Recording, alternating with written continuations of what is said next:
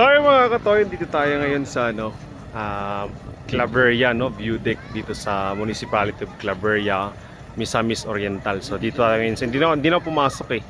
So ito papakita ko sa inyo yung view deck nila. Yan. So ayan yung view deck nila, no? Yan.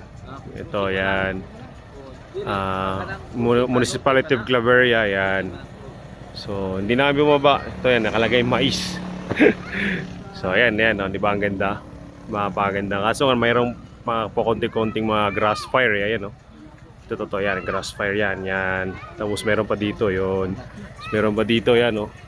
Dahil sa sobrang init ng panahon ngayon, mga katoyo. So ayan, view deck ng Claveria. So yung mga katoyo, no, hindi natin nakalain na makakarating tayo dito sa lugar na to. Ayan, no, ayan, yung view deck na to, no. So parang last year, ay hindi ba hindi last year, siguro 5 years ago or 10 years ago, no, pinangarap lang naman natin na makapag-travel ng mga ganito, land travel lang, medyo may kalayuan kasi ito eh, no. So galing sa atin mga more or less parang siguro 6 hours, 5 or 6 hours, ganyan siguro. Hindi ako nagkakamali, no. So sino bang mag-aakala na makakapunta tayo dito? Medyo may kalayuan na yan, no. Pero ang ganda, no.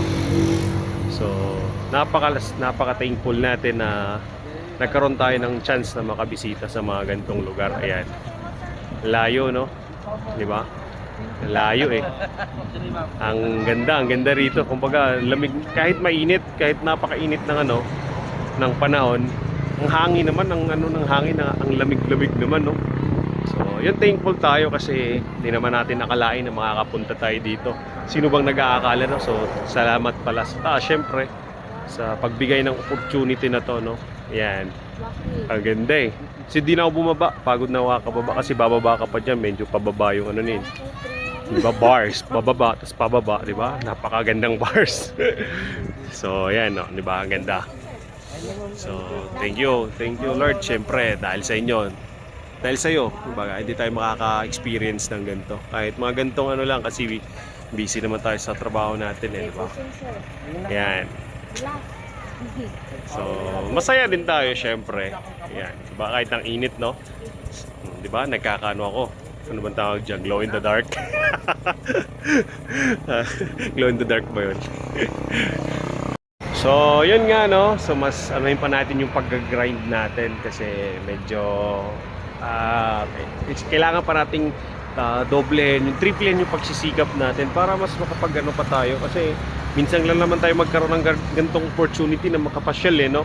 So, syempre sa mga nagsasabi talaga na kuripot ako, totoo po yan kasi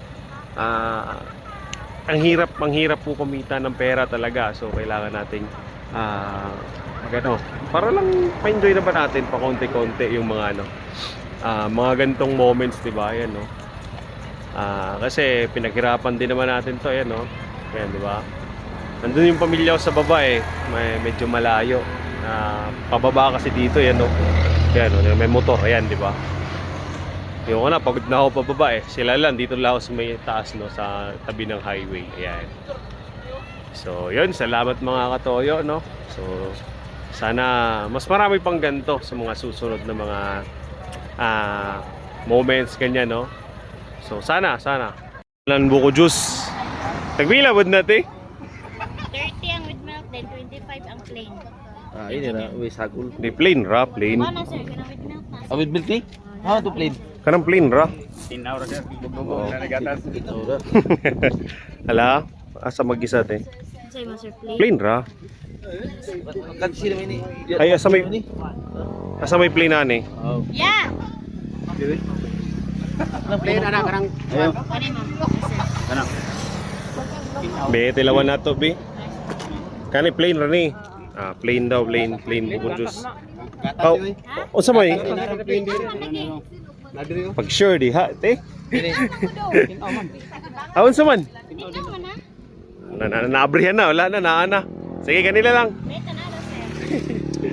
Ito yung nila, no? Sinasabi nilang buko juice ng Claveria, no? Kahit maraming buko sa atin. So, tikman pa rin natin to. Mga pinagmamayabang nilang buko juice, no? Marami naman sa amin to eh. So, tara, tikman natin. Wala akong silasan ng bukod juice, be. Raw, napaka-raw. Okay, okay kayo.